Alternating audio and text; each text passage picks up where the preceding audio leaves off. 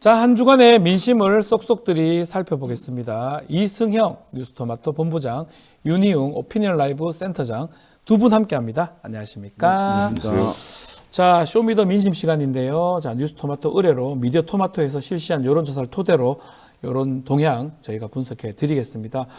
자, 27일, 28일까지 이틀간 18세 전국 성인 남자 1,003명을 대상으로 실시됐으며 표본 오차는 95%, 또 신뢰 수준은 플러스 마이너스 3.1%포인트입니다. 가상번호, 안심번호를 활용한 LS 방식으로 진행됐습니다. 자, 먼저 정당 지지율 살펴보겠습니다. 호감이 가거나 조금이라도 지지하는 정당 물어봤는데요. 어떤 결과 나왔습니까, 본부장님? 더불어민주당이 35.4%, 네. 국민의힘 29.7%, 조국혁신당 14.3%, 아하. 개혁신당 3.7%, 새로운미래 2.9%, 진보당 1.8% 이런 순으로 나왔습니다. 자, 지금 좀 눈여겨봐야 될 부분이 있을까요? 지난번 말씀드린 대로 네. 조국혁신당이 이제 10% 중간에 가까운 14%네요. 그러니까 이제 더불어민주당과 조국혁신당의 정당 지지율을 합하게 되면 네. 이게 거의 이제 50%의 이제 이 조사에서 육박하는 상황이잖아요. 근데 이제 국민의힘은 29.7%인 것이고 네.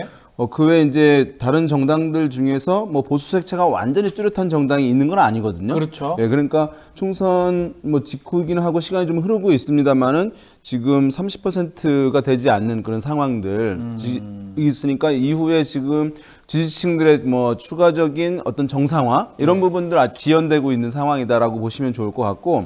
개혁신당 정당 지지율이 전체는 3.7%가 나왔어요. 네. 이제 이 조사에서.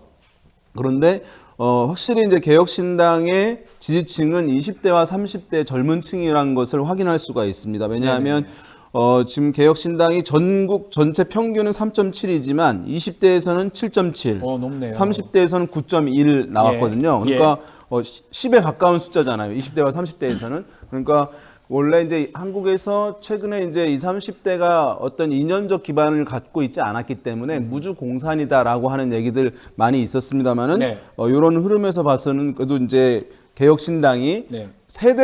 세대에서의 최소한의 이제 지지 기반을 약간 형성하고 있는 측면이 있다라고 정도 의미부여할 수 있을 것 같습니다. 개혁신당 부분들이 눈에 띄기도 하고 결국 정당 지지율은 사실은 선거 전하고 큰 차이가 없는데 조국혁신당이 지금 14%로 중간에 껴있는 그게 눈에 띄네요. 민주당하고 개혁신당이 아까도 말씀하셨지만 합치면은 과반수에 가까운 50% 정도 되는 거고 그 지난주에 이제 이재명 대표가 조국 대표를 만났지 않았습니까? 네. 고량주도 드시면서 이게 총선 민심을 그대로 수용하고 따른 것이다.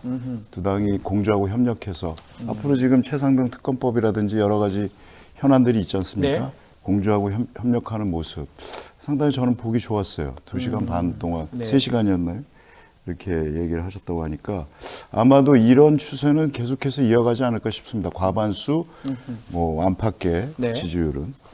조국혁신당이 계속 쭉 이렇게 이 정도로 갈 수 있을까요? 그건 어떻게 보십니까? 이제 이게 당 대표가 이게 이제 정당 지지율이 안정적으로 가기 위해서는 이제 한국 전통 정치에서 봤을 때는 이제 그 리더가 대권주자로서의 이제 위상을 또 안정적으로 갖춰가느냐가 매우 중요한 것이거든요.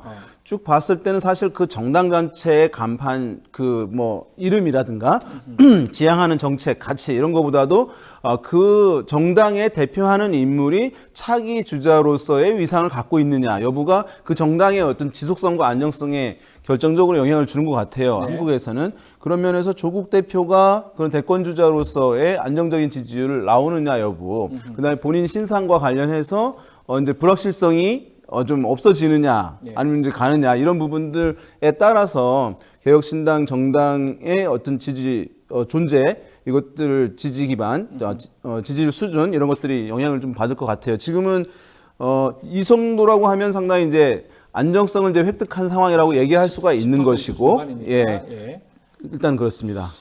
자, 22대 국회에서 가장 지금 관심이 높은 곳이 국회의장입니다. 5월 30일 날 개원을 하게 되는데 우리 토마토에서 그 조사를 했습니다. 첫 국회의장으로 누가 적합하는지 또 적합하다고 생각하는지 물어봤는데 결과가 어떻게 나왔습니까? 추미애 당선인이 40.3%로 1위 했고요. 예. 정성호 의원이 6.0, 조정식 의원 5.9, 우원식 의원 4.7. 한 자릿수 이렇게 돼 있고 예. 기타 다른 인물이 19.5, 잘 모르겠다 23.7 이렇게 조사가 됐습니다. 자, 추미애 국민 10명 중에 4명이 추미애 당선인을 국회의장으로 뽑았는데 어떻게 해석해야 됩니까? 일단은 이제 이 조사에서는 뭐 여러 가지 이제 사실은 의미 부여를 할 수 있는 측면들은 있을 것 같아요. 근데 이것이 일반 대중들, 일반 국민들 여론조사라고 하는 점을 감안한다면 네. 어쨌든 추미애 전 장관이 함께 선택지에 제시된 인물들 네. 우원식, 조정식, 정성호 의원이거든요. 나름 뭐 비중 있는 인물들이긴 하지만 대중적으로 어떤 분들한테는 좋은 의미, 어떤 의미들은 좀 좋지 않은 의미로 있겠지만 그 지명도, 인지도에서는 비교할 수 없는 수준이라고 예. 생각돼요. 그래서 그것이 상당히 많이 이제 영향을 준 측면이 있다고 보이고요. 아하. 또 한 가지는 그럼에도 불구하고 또 추가적인 의미 부여하자면 더불어민주당 지지층에서는 70.6%가 와, 나왔어요. 압도적이네요. 근데 더불어민주당 지지층은 우원식, 조정식, 정성호 의원들의 이름이나 존재를 알고 있을 가능성이 있잖아요. 알죠, 거의 또 알겠죠. ARS 응답인 그럼에도 불구하고 지지층이요? 격차가 더 낮다고 하는 것은 그러니까 이제 야당 지지층들의 최근에 이제 이런 총선의 결과의 흐름, 또 앞으로의 기대의 흐름이 뭐냐 하면 좀 더 합리적이고 원만하게 국회를 끌어나가는 사람이 필요하다고 하는 기류보다는 네. 정당이 더욱 이제 강하게 개혁 드라이브를 가져가고 그동안 지난 국회에서 하지 못했던 걸 관철해 내는데 거기에 어쨌든 합을 맞출 수 있는 인물이 국회의장으로 필요하다고 하는 인식이 야당 지지층한테는 이제 있는 것이라고 봐야 될 것 같아요. 그래서 야당 지지층에서 압도적으로 또 이제 중도층 등에서도 지명도가 있으니까 더해지게 되면서 다른 이제 후보군들과 차별할 수 없을 정도로 격차가 났다 이렇게 보입니다. 네, 본부장님. 국민의힘 지지층에서는 반대로 네. 추미애 당선인이 3.9% 나왔습니다. 너무 낮네요. 경계 심리가 상당히 이게 경계 심리다. 네, 큰 것이고 워낙 추미애 당선인 같은 경우는 윤석열 대통령 그리고 한동훈 전 위원장하고 대척점에 있는 인물 아닙니까? 네. 이미지가 선명합니다. 아하. 뭐 추다르크라는 별명이 별명도 그냥 나온 게 있고. 아니고 그 21대 국회가 어땠습니까? 민주당 180석 얻었는데 뭐 한 거 없다 이런 네. 비판들이 있지 않았습니까? 그러니까 민주당이 이번에 다시 대승을 해서 지금 다시 재수하는 건데 이번엔 진짜 잘해야 된다. 이런 민심이 반영된 게 아닌가 이렇게 보고 있습니다. 그럼에도 불구하고 다른 인물이나 잘 모르겠다가 43.2%입니다. 합쳐보면. 요거는 추미애 그 당선인 지목보다도 더 높은데 이 현상은 어떻게 봐야 됩니까? 이거 같은 경우는 이런 조사들은 이제 네. 많이 있거든요. 그 어떤 이제 특정 정당의 좀 관여도가 높은 문항을 질문했을 때 예. 그러면 그 문항의 응답 자체는 그 정당의 지지층들 그리고 약간 이제 중도층들이 이제 응답을 주로 많이 하고 예. 반대쪽에 있는 정당들은 의견 표출을 하지 않는 경향들이 상당히 많습니다. 그래서 이제 방금 우리 본부장님 말씀해 주신 대로 4명의 후보군 중에서 국민의힘 지지층에서는 추미애 당선인이 제일 낮은데 네. 그럼에도 불구하고 국민의힘 지지층에서는 기타 다른 인물과 잘 모름 응답이 이럴 경우는 70%나 달하는 것이니까 이런 거 주사 문항에서도 사실은 굉장한 어떤 견제 심리들이 있어요. 난 아예 거기에는 응답하지 않겠어. 이 문항에 대해서는 아하, 아예? 이런 기류들이 예. 좀 반영된 측면이 이제 있다. 그래서 기타 다른 인물 잘 모름 응답도 이제 뭐 제법 높게 나온 현상이다 이렇게 보겠습니다. 그렇지만 국회의장은 국민들이 뽑는 거 아닙니다. 네, 그렇죠. 국회의원들의 투표로 이루어지기 때문에 그래서 실제 결과는 어떻게 될까요? 이게 네. 선거에서 제일 맞추기 어려운 선거가 무엇입니까라고 질문하면 되게 원내대표 선거라고 얘기하거든요. 원내대표도 의원들이 뽑는 예, 겁니다. 왜냐하면 여론과는 아무 상관이 없고 그렇죠. 이제 그 원내대표 후보들이 원내대표 그 나왔을 때 이제 다른 의원들과의 친소 관계, 네. 그때 오랫동안 어떻게 정을 쌓아왔느냐 이제 이것이 영향을 많이 미친다고 하는데 대중은 알 바가 없잖아요. 알 수가 없죠. 그래서 이제 그런데 이거 같은 경우에는 마찬가지로 의원들이 선출을 하는 것이니까 이것도 일반 대중 여론으로 예상하기는 이제 맞지는 않는 것이죠. 네. 그런데 이제 고민은 좀 익힐 것 같아요. 어떤 이제 기류들은 민주당 야당의 어떤 의원들은 그래도 이제 국회의장이니까 여당과 이렇게 좀 뭐 편향된 성격으로 보이지 않는 인물이 낫겠다라고 하는 기류들도 있을 텐데 네.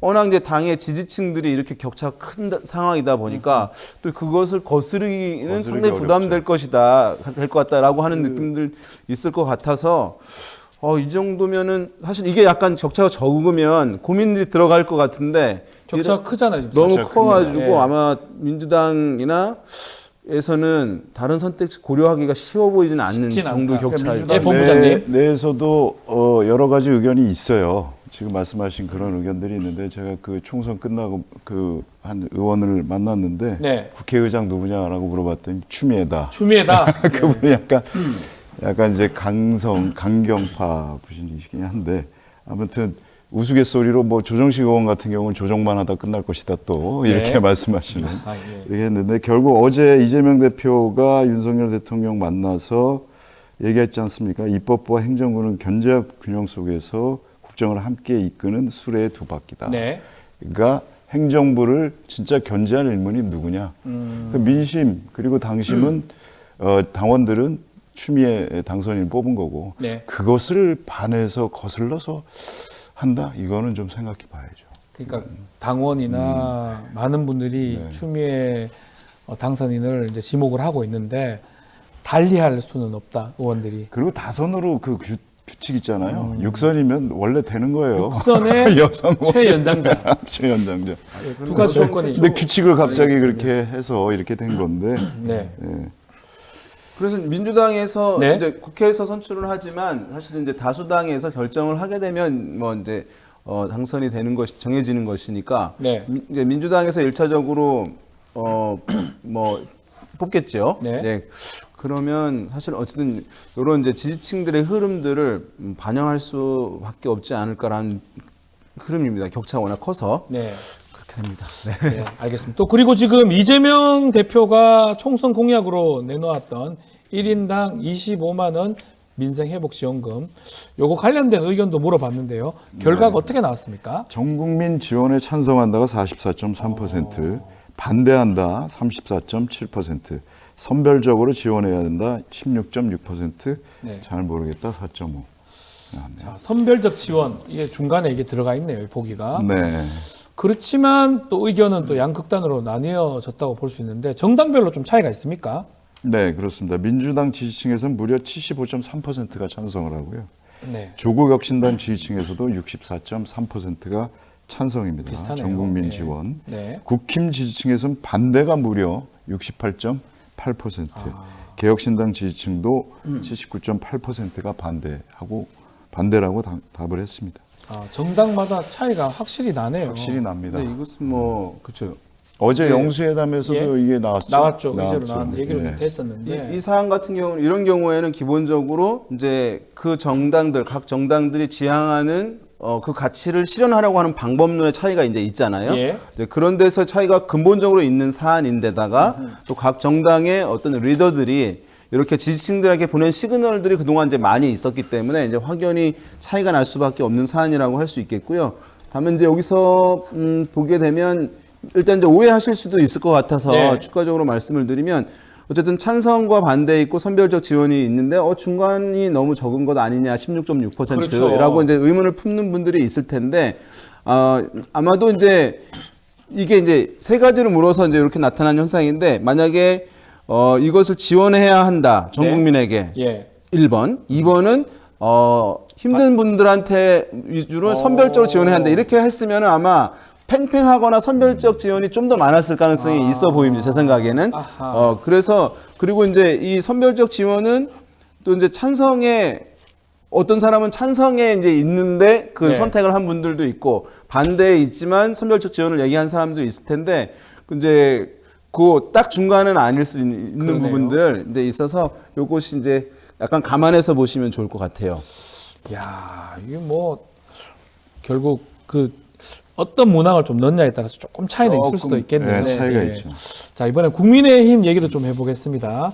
국민의힘 차기 당대표 누가 적합한지 요 조사도 했는데요. 네. 결과 좀 소개해 주십시오. 네, 나경원 당선자가 17.7%로 1위, 원희룡 전 장관 14.1%, 윤상현 의원이 6.5%, 김태호 5.8%, 권영세 4.0%, 권성동 3.0%. 근데 기타 다른 인물이 18.9가 되고 잘 모르겠다가 30%나 되네요. 잘 모름이 가장 높아요. 잘 모름. 그러니까 우리가 보통 이런 예. 조사를 할 때 잘 모른다고 답할 때를 보면 네. 몇 가지 이유가 있는데 진짜 잘 몰라서 정말 몰라서. 몰라서 그런 거 아니면 대답하기 곤란한 질문일 때 이렇게 하거나 아니면 평소에 관심이 없었던 사안에 대해서 물으면 네. 이런 답이 많이 나오거든요. 그렇겠네요. 그래서 민주당하고 조국혁신당 지지층만 따로 놓고 보면 각각 37.3, 39.5%가 잘 모른다고 답변했어요. 아, 별로 관심 없는 별로 겁니까? 관심이 없죠. 관심 없군요. 민주당 조국진단은. 네. 그래서 이번에는 저 한동훈 전 비대위원장이 전당대회에 나오지 않겠다고 해서 보기에선 빠져 있습니다. 네. 그리고 이제 인지도에서 나경원 그리고 원희룡이 다른 인물보다 좀 앞서 있다는 게 이런 결과를 보여준 게 아닌가. 인물 됨됨이보다는 과연 이게 저 당대표에 적합한 인물이냐 네. 했을 때는 진짜 잘 모른다고 답변할 민주당이나 야당 지지층에서는 그렇게 답변할 가능성이 높다는 거죠. 인지도대로 간 것이다. 이렇게 해석하면 네, 맞습니까? 일반 대중을 상대로 한 조사는 아까 네. 이제 국회의장 조사에도 마찬가지듯이 예. 그 지명도, 인지도가 사실 절대적으로 영향을 미칠 수밖에 없습니다. 그래서 지금 선택지에 들어가 있는 인물들 권성동, 권영세, 김태호, 윤상현 이제 이렇게 네 분이 있고 나경원, 원희룡 이렇게 두 분이 있는 것이거든요. 두 사람이. 예. 그런데 나경원, 원희룡 이 두 사람에 대해서는 정말 많이 알려져 있는 거잖아요. 그렇죠. 그러니까 그 두 사람에 비해서 나머지 네 명 같은 경우에는 사실은 또 비교할 수 없는 차원이 있는 것입니다. 네. 그래서 두 사람이 높은데 흥미로운 것은 어쨌든 국민의힘 지지층에서는 뭐 차이가 그렇게 크지는 않아요. 아니면 수치상 원희룡 전 장관이 수치상 더 높아요. 이제 오차범위 내긴 합니다만 예. 나경원 28.5, 원희룡 30.3. 아하. 그런데 약간 재미있는 것은 민주당 지지층에서는 차이가 이제 나는데 나경원 13.6, 원희룡 4.6이에요. 아, 민주당 지지자들은 완전 이게 만약에 다르네요. 한 3년 전, 4년 전이었다고 한다면 제가 봤을 때는 반대로 나왔을 가능성이 있어요. 민주당 지지층에서는 원희룡 전 장관이 좀 더 높았고 네. 나경원 당선자가 좀 낮았을 가능성이 있는데 지금은 아마도 이제 뭐 현 정권과 더 가까웠다 또는 이제 일을 더 같이 했다. 그것을 이제 원희룡 전 장관은 그렇게 생각하는 사람들이 있고 네. 이재명 대표와 맞붙은 부분도 있겠고 그러다 보니까 민주당 지지층에서는 지지율이 낮게 나온 것이고 나경원 당선자는 좀 핍박을 받았다라고 하는 측면들이 반영이 되어서 그렇죠. 이제 후보군 중에서 민주당 지지층에서는 제일 높은 두 자릿수 유일한 이제 윤상현 의원도 10.9였습니다만 1위를 한 나경원 후보였습니다. 그렇군요. 예. 자, 계속해서 대통령의 국정운영 평가도 알아보겠습니다. 윤석열 대통령의 국정운영 평가 어떻게 나왔습니까? 네, 궁금합니다. 긍정평가가 28.3%, 아하. 부정평가가 67.5%로 예. 우리 조사로는 3주 연속 20%대 긍정평가를 보였습니다. 예.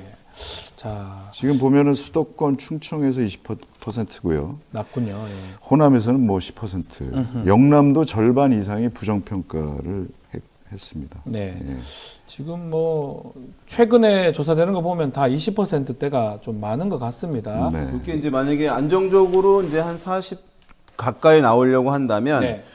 보수 이제 대통령인 경우에는 보수 성향층이라고 하는 60대와 70대에서 네. 60대에서는 이제 40% 중반대는 최소 나와줘야 되고요. 네. 또 50 가까이 나와야 되는 거고 70세 이상에서는 사실은 뭐 60 이상 나와줘야 되는 것이거든요. 그래야지 전반적으로 한 40에 가까운 또는 30% 후반대 나오는 건데 지금 보면 70세 이상에서는 딱 50이고요. 50.3. 50%, 예. 60대에서는 32.4%니까 60대 보수 성향층이라고 우리가 부르잖아요. 네. 근데 거기에 32.4%만 잘한다라고 하는 긍정 평가를 보이고 있으니까 보수 기반에서도 상당히 좀 이제 흔들리고 있는 상황, 약화되어 있는 상황이라고 얘기할 수 있을 것 같습니다. 자, 20%대로 계속 지금 진행이 되고 있는데 어제 이재명 대표하고 영수회담이 있었습니다. 또 어떻게 보셨는지 또 그리고 지지율의 변동이 좀 있을지 짚어주시죠. 예상했던 대로 간 것 같고요. 네. 예, 일종의 소통 이벤트, 대통령의 이벤트. 이벤트 정도로밖에는 생각이 되지 예. 않습니다. 이게 총선이 끝난 이후에 대통령의 그 행보를 쭉 보면 네. 그 대국민 담화도 국무회의 석상에서 얘기를 했단 말이죠. 네. 그리고 비서실장하고 정무수석 소개하면서 기자들 질문 몇 개 받은 뭐 그런 거 아닙니까? 일종의 그런 일련의 과정 속에서 그게 소통한다라고 생각을 하는 것 같아요. 그런데 문제는 소통이 문제가 아니라 태도의 문제가 아니라 네. 결국은 철학의 문제인데 국정 기조가 뭐 변한다는 느낌을 전혀 주지 못하는 거. 그래서 그런 상황에서 이런 연출만 해서 뭐가 되겠느냐라는 생각이 또 들었고 결국 사람은 잘 안 바뀌듯이 대통령도 바뀌지 않았다. 여당도 마찬가지고 여당도 뭐 지금 원내대표 이철규 뭐 의원이 뭐 하겠다고 하는 거 아니에요. 뭐 아마 황우여 비대위원장이야 뭐 관령이니까 그냥 일종의 얼굴 마담식으로 나오는 거고 그런 걸 보면서 어제 또 윤재옥 지금 원내대표가 뭐 최상병 특검에 대해서 네. 어떻게 할 것이냐 기자들 질문하니까 영수회담을 보고 얘기하겠다. 결국 용산만 바라보겠다. 이런 얘기거든요. 대통령과 여당이 계속 이런 기조로 간다면 과연 지지율이 무슨 상관이 있겠어? 뭐 반짝 뭐 어떻게 할 수는 있겠 뭐 연출로 그러나 국민들이 다 알고 있다. 민심이 다 보고 있다 이렇게 생각합니다. 더 올라갈 여지가 없어 보인다라고 짚어주셨어요. 그러니까 예. 이제 대통령 평가는 이제 대통령 지지하십니까라고 질문이 아니기 때문에 네. 사실 이제 일 잘하냐 못하냐라고 묻는다고 했잖아요. 그러니까 네. 이렇게 야당 대표를 만났다라고 하는 것 때문에 이제 국민의힘 지지층의 일부 또는 보수정당층의 일부 분들은 그래도 그것을 했네라고 해서 그러면 이제 이전보다는 잘했어라고 하는 응답으로 소폭 올라갈 가능성은 있어요. 네. 그렇지만 이제 그것이 어떤 흐름의 반전을 가져오기 위해서 뭐 전환될 수준의 그런 이제 지지율 국정 지지율의 상승으로 가기에는 지금 아직 총선 이후의 국면이 끝나지 않고 정리되지 않은 그런 상황이다. 그래서 네. 수치상 소폭 상승은 있을 수 있을 텐데 근본적인 어쨌든 국정 지지율의 뭐 상승 흐름으로 전환된다라고 보기에는 아직 이를 것 같습니다. 당분간 이 정도 이렇게 네. 유지가 될 것이다. 그렇게 보고 어제 저는 이재명 대표가 그 얘기하는 걸 보면서 네. 상당히 현재 그 대한민국 우리나라가 안고 있는 현안에 대해서 잘 파악을 하고 있구나라는 생각이 들었고 그 어제 한 말은 어제 뭐 보수 신문에서는 오늘 아침에 뭐 자신의 지지층만 바라봤다 뭐 이렇게 평가를 했던데 저는 그렇게 보지 않고요. 예. 이재명 대표가 중도층의 민심까지도 헤아리고 어제 얘기를 했다. 모두 발언을 말씀하시는 예, 거죠? 모두 발언이죠. 예. 그리고 지난번 그 조국 대표를 만난 것도 그렇고 네. 뭔가 이재명 대표가 이제 당내 어떤 총선이 끝나고 정리가 되니까 자신의 리더십을 진짜 펼치는 그런 지금 행보를 하고 있는 게 아닌가라는 생각이 듭니다. 우리 이재명 대표의 모습은 눈에 띈다 이렇게 짚어주셨습니다. 자, 이어서 소중한 우리 구독자분들과 소통을 위해서 특별히 마련한 코너 쇼미더 사심 시간입니다.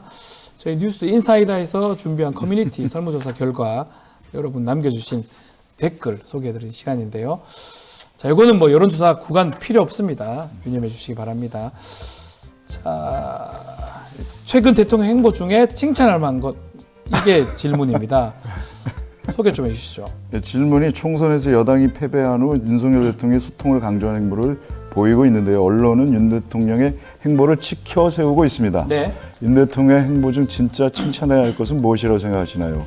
이게 평소에는 10,000명이 넘거든요. 네.